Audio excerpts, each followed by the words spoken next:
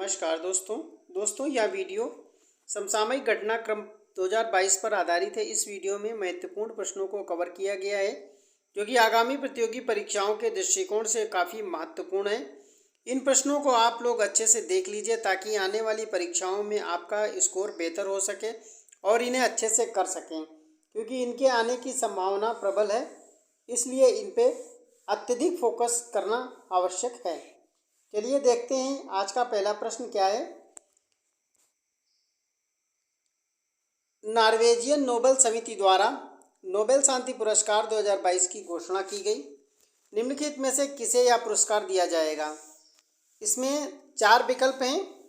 पहला है बेलारूस के मानवाधिकार कार्यकर्ता एलेस बियालियात्स्की। दूसरा है बी विकल्प है रूसी मानवाधिकार संगठन मेमोरियल। और सी है यूक्रेन के मानवाधिकार संगठन सेंटर फॉर सिविल लिबर्टीज। और डी विकल्प है उपर्युक्त सभी को। तो इनमें से नोबेल शांति पुरस्कार जिन्हें दिया जाएगा वो कौन है? ये सभी हैं, यानी कि उपर्युक्त सभी को दिया जाएगा। अगला प्रश्न है मजमुल बहरीन किसकी पुस्तक है जिसका अरबी संस्करण जारी किया गया है? तो मजमुल बहरीन पुस्तक किसकी है? अब्दुल कादिर बदायूनी, जियाउद्दीन बर्नी, अबुल फजल दाराशिकोह। 4 विकल्पों में से जो मजमुल बहरीन पुस्तक का लेखक है वो है दाराशिकोह। इसका अरबी संस्करण जारी किया गया है। देखते हैं आगे क्या है। भारत के उपराष्ट्रपति द्वारा मुगल राजकुमार दाराशिकोह की मजमुल बहरीन के अरबी संस्करण का विमोचन किया गया है। उपराष्ट्रपति ने दाराशिकोह को सामाजिक सौहार्दता का प्रतिनिधि बताया है। मजमुल बहरीन का मतलब है 2 सागरों का मिलन। दाराशिकोह की यह आकृति धर्मों के बीच की समानताओं पर मूल्यवान प्रकाश डालती है।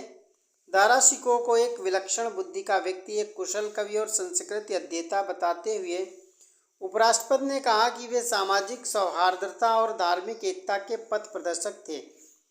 इस किताब में दाराशिकोह ने हिंदू धर्म, वेदांत और इस्लाम सूफीवाद में समानताओं को रेखांकित किया है और आखिर में नतीजा निकाला है कि इस्लाम और हिंदू धर्म में केवल शाब्दिक अंतर ही है। अगला प्रश्न है वर्ल्ड ग्रीन इकोनॉमिक समिट हाल ही में कहाँ आयोजित की गई? ये कहाँ आयोजित की गई है? सऊदी अरब, संयुक्त अरब अमीरात, मोरक्को, इटली।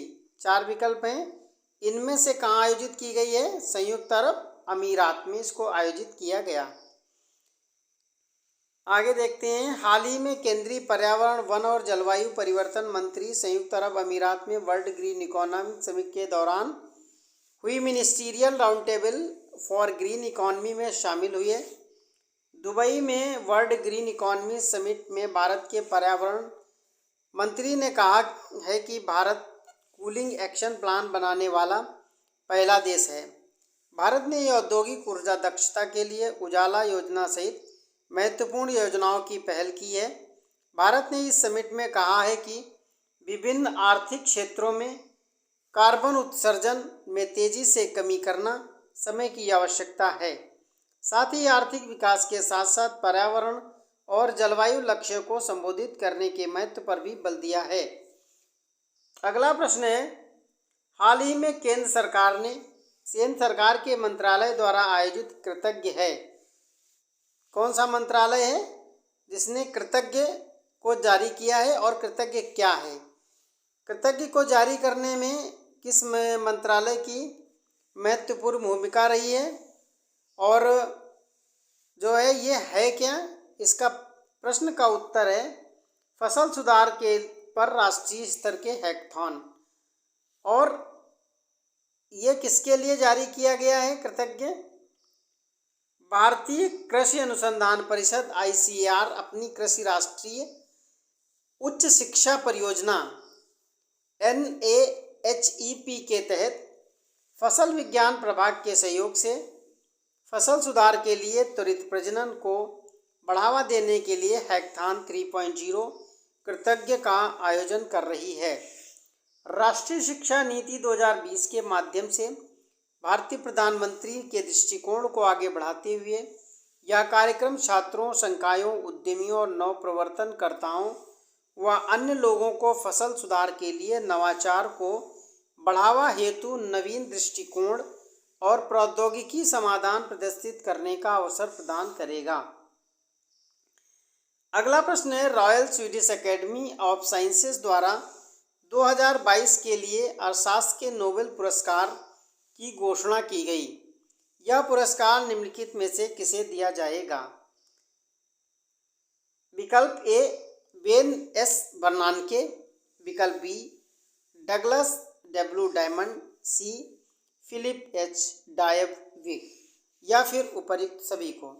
इस प्रश्न का उत्तर है उपर्युक्त सभी को दिया जाएगा, यानी कि when S बर्नानके, Douglas W diamond या फिलिप एच डायबविक सभी को दिया जाएगा।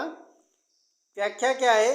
नोबेल समिति ने पुरस्कार की घोषणा करते हुए कहा है कि अमेरिका स्थित शोधकर्ताओं को बैंकों और वित्तीय संकट पर उनके काम के लिए प्रतिष्ठित पुरस्कार दिया जाएगा। अगला प्रश्न है, हाल ही में भौतिकी के लिए साल 2022 के नोबेल पुरस्कारों की घोषणा की गई। निम्नलिखित में से किसे यह पुरस्कार दिया जाएगा? Alain Aspect, John F Clauser और एंटोन जिलिंगर, तो और उपर्युक्त सभी। तो इनमें से जिन्हें यह पुरस्कार दिया जाएगा वह सभी हैं उपर्युक्त। एलन एस्पेक्ट भी हैं, जॉन एफ क्लॉजर भी हैं और एंटोन जिलिंगर भी हैं। व्याख्या क्या है? साल 2022 का भौतिकी का नोबेल पुरस्कार दिए जाने की घोषणा की गई है। तीनों वैज्ञानिकों को क्वांटम मैकेनिक्स के क्षेत्र में कार्य करने के लिए यह पुरस्कार दिया जाएगा। इसी के साथ यह वीडियो समाप्त होता है। मिलते हैं अगले वीडियो में नए टॉपिक के साथ में।